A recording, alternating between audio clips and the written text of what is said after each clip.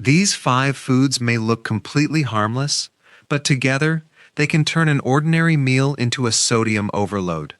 But some of the biggest sources may already be hiding in the foods you eat every week. And number 5 is probably sitting in your refrigerator right now. Have you ever checked your blood pressure and thought, but I don't even eat that badly? You don't smoke, you may exercise, you might even try to choose healthier foods. So why is your blood pressure still higher than you expected? Here's something you may not have considered. The problem may not be the obvious foods. It may be something you eat every single week without thinking twice about it. Something sitting in your kitchen right now. Something that doesn't even taste extremely salty. And that's what makes it so easy to miss. Because when most people hear the words high blood pressure, they think about a salt shaker sitting on the dinner table. But sodium can hide in places you would never expect. Your lunch, your soup, your frozen dinner, your favorite pickles, and even the sauce you pour over an otherwise healthy meal. And after 50, paying attention to these hidden sources becomes even more important. Today we're looking at 5 everyday foods that may be quietly adding more sodium to your diet than you realize. And stay with me, because number 5 is something many people use every single day without even counting it as food. Let's start with one of the biggest surprises. Number 1. Canned and packaged soups. Picture this. It's lunchtime. You're tired. You don't feel like cooking. So you open a can of soup, heat it for a few minutes, and you've got a warm, comforting meal. It seems harmless. It might even feel like one of the healthier choices you could make. But here's the problem. Many canned and packaged soups can contain a surprisingly large amount of sodium, and depending on the brand and serving size, one serving can provide a significant portion of the sodium you need for an entire day. Here's why that matters. When you consume a lot of sodium, your body may retain more fluid. That extra fluid can increase the amount of blood circulating through your blood vessels, which can contribute to higher blood pressure. And there's another problem. The label may say 1 serving, but the container might actually contain 2 servings. So someone may eat the entire can thinking they're having one meal, while unknowingly consuming twice the listed sodium. That's why the next time you reach for canned soup, don't just look at the calories, look at the sodium. And if you love soup, you don't necessarily have to give it up. Look for lower sodium versions, compare brands, or make your own soup with vegetables, beans, lean protein, herbs, garlic, and spices. Small changes can add up. And if you're enjoying this video so far, don't leave yet, because the next food is one many people eat several times a week without realizing how much sodium it can contain. Number 2, deli meats and cold cuts ham, salami, bologna, turkey slices, chicken slices. Those quick little sandwich fillings can make lunch incredibly convenient, but there's something you need to understand. Many deli meats are processed or cured with salt, which helps preserve them and enhance their flavor. That means a sandwich that looks perfectly ordinary can contain considerably more sodium than you might expect. And here's why this one is so easy to overlook. A bag of chips tastes salty. You know you're eating something salty. But a couple of slices of turkey or ham, they may not taste salty at all. Then you add cheese, then bread, then mustard, then maybe a little mayonnaise or another dressing. Suddenly, several different sources of sodium have joined the same meal, and you may never realize how quickly they add up. Now, does this mean you can never eat a sandwich again? Absolutely not. Instead, become a little more strategic. Compare labels. Look for lower sodium options. Use more fresh vegetables. Try adding tomato, lettuce, cucumber, avocado, onions, or other ingredients that give your sandwich plenty of flavor without relying entirely on salty processed meats. Because sometimes improving your diet isn't about removing one giant thing. It's about making 5 small changes that happen every day, and we're only halfway through. Because number 3 is something people often depend on when they don't have the time or energy to cook. Number 3. Frozen dinners and ready-made meals. Let's be honest. Some days, cooking feels like a full-time job. You come home tired. You don't want to chop vegetables. You don't want to wash dishes. You just want something you can put in the microwave and eat. That's where frozen dinners and ready-made meals become incredibly convenient. But convenience can sometimes come with a sodium trade-off.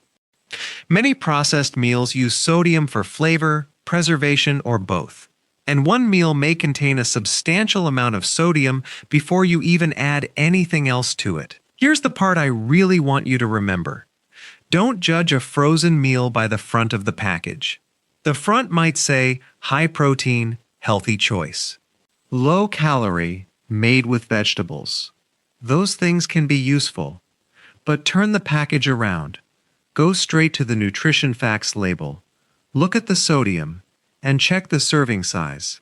Because if the package contains 2 servings and you eat the whole thing, the sodium you consume may be twice what you thought.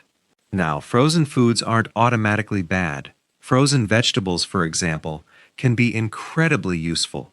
The issue is often the highly processed, heavily seasoned, ready-made meals.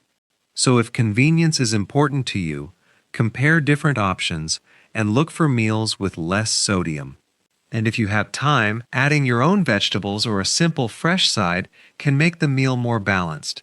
But now we're getting to a food category that surprises people, because this next one often has a healthy reputation. Number 4. Pickles, olives, and other salt-preserved foods. Pickles, olives, sauerkraut, certain fermented vegetables. They can be delicious. And some fermented foods can absolutely have a place in a healthy diet. But here's the catch. Healthy doesn't automatically mean low sodium. Many pickled and preserved foods are prepared in salty brine. And because they're eaten in relatively small portions, people often don't think about the sodium they're getting from them. You might have a few pickles with lunch, a handful of olives with dinner, some sauerkraut on your meal, and then combine that with bread, cheese, deli meat, sauce, or another processed food. Each individual item might seem insignificant. Together, they can create a much saltier meal than you intended. So don't necessarily throw your pickles away. Instead, pay attention to the portion and check the label when possible. If lower sodium versions are available, compare them. And remember this simple rule. A food can be nutritious in one way and still be high in sodium. That's why looking at the whole picture matters. And if you've made it this far, here's a question for you. Which of these foods do you eat most often? Soup, deli meat, frozen meals, or pickles? Tell me in the comments. I genuinely want to know which one is most common for you, because now we're coming to number 5, and this one is probably already sitting in your refrigerator. Number 5. Sauces, condiments, and salad dressings. This is the sneaky one, because most people don't think of ketchup as a major part of their meal. They don't think of mustard as a major part of their meal. They don't think about soy sauce, barbecue sauce, salad dressing, gravy, bouillon cubes, seasoning sauces, or salted butter. They're just extras. But here's the problem. You may use a little bit of one, then a little bit of another. And before you know it, you've added a significant amount of sodium to your meal without realizing it.